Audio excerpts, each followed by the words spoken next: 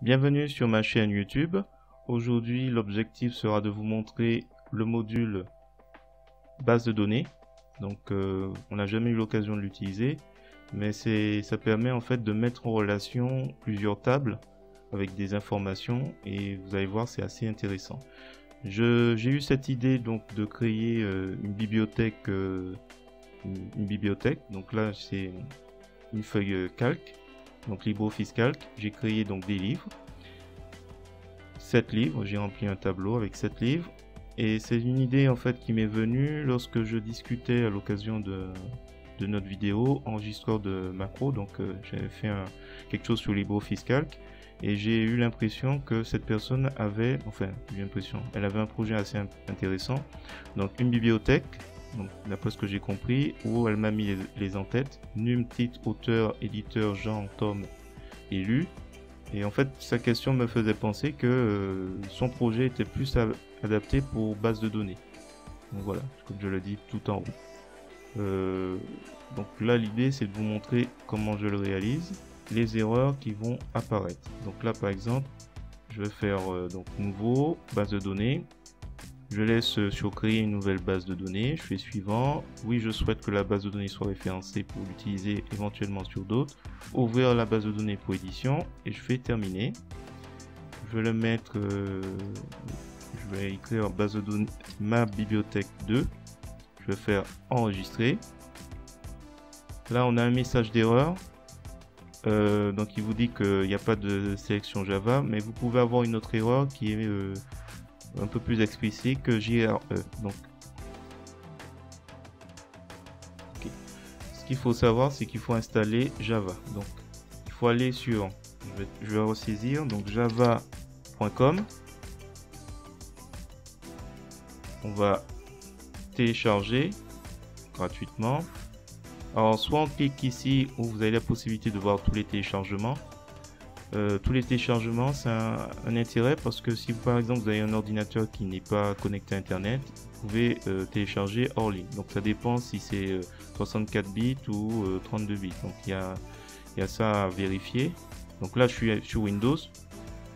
Moi c'est Windows, mais vous avez macOS, Linux et Solaris. Bon. Je reviens en arrière et je fais accepter et lancer le téléchargement gratuit. Alors, on va l'installer. Hop.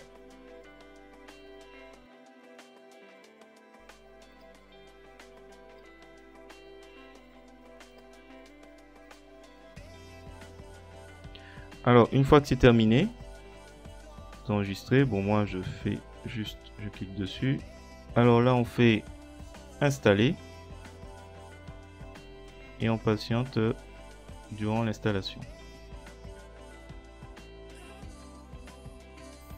Voilà, Java est maintenant installé. Donc là, je ferme et je relance mon fichier calque. Donc là, nous sommes revenus dans LibreOffice Calc et je vais lancer, donc, comme tout à l'heure, base de données et on va voir comment ça se passe. Donc je ne reviens pas, suivant, je laisse tout par défaut. Terminé. Base de données.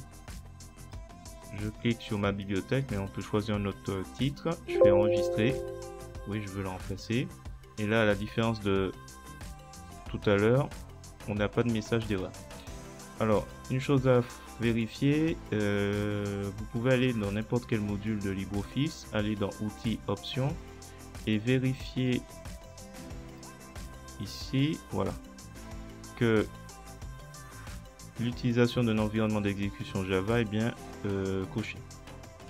Voilà, moi ça se met automatiquement, en général, mais il peut y avoir un cafouillage à ce niveau-là. Si jamais vous n'avez pas, normalement ça devrait pas arriver, mais il se peut que vous soyez obligé d'aller indiquer l'emplacement. Ok, donc là on a terminé. Donc la prochaine vidéo, ça permettra de voir comment je récupère les données d'un fichier calque pour l'intégrer dans base de données ou le lier. Vous allez voir comment ça se passe. Donc la prochaine vidéo, ce sera LibreOffice base de données. Je vais vous montrer en fait l'intérêt de chaque élément. Donc table, requête, formulaire et enfin rapport. Et voilà. Donc si cette vidéo vous a intéressé, je vous remercie de me mettre un pouce vers le haut, de me laisser un commentaire et n'hésitez pas également à vous abonner à ma chaîne pour voir d'autres contenus de ce genre.